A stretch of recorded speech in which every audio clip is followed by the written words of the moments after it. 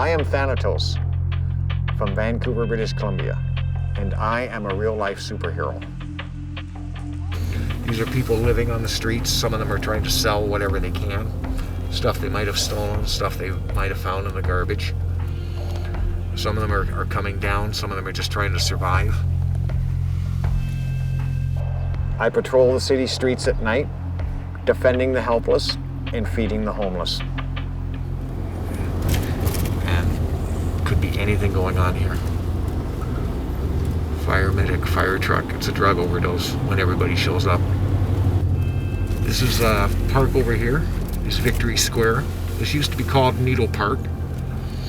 We have a needle exchange program here in Vancouver, which has done a lot of good. It stopped needles from being discarded. The park used to be so full of needles you didn't dare walk in it barefoot. And I'm going to show you a spot, and I'll tell you a little story about what happened there.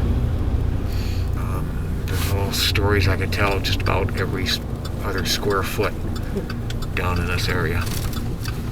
If hell had a street address, it would be right along here. There was a girl that was working the streets. Her name was Elizabeth. She was 16 years old and about 8 months pregnant. She'd been working the streets for about 2 years. She left home because her parents were sexually abusing her and her brother. And she left from the prairies to come out here and get a better life. Ended up working on the streets, getting pregnant. Her social worker said she really wasn't prepared for a baby, even though she wanted to keep it. The only thing she had for the baby was a DVD from Disney, the movie Anastasia. She also had a very bad addiction to methamphetamine and crack cocaine.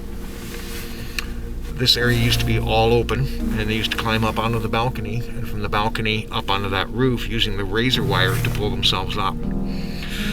She was climbing up there with her friends to smoke crack. The razor wire let go, and she fell here onto the pavement and died. Her and her unborn baby. I knew of her, and I'd spoken actually with her social worker. We arranged to get her buried. She's buried up in Mountain View Cemetery where we met. There's just a little stone marker there that says Elizabeth and her unborn baby, Anastasia, is what they named it. She didn't need to die, but people do. It's part of what happens here. It's part of what I see all the time. I've seen a lot of people die from various reasons. Hers was a very moving one.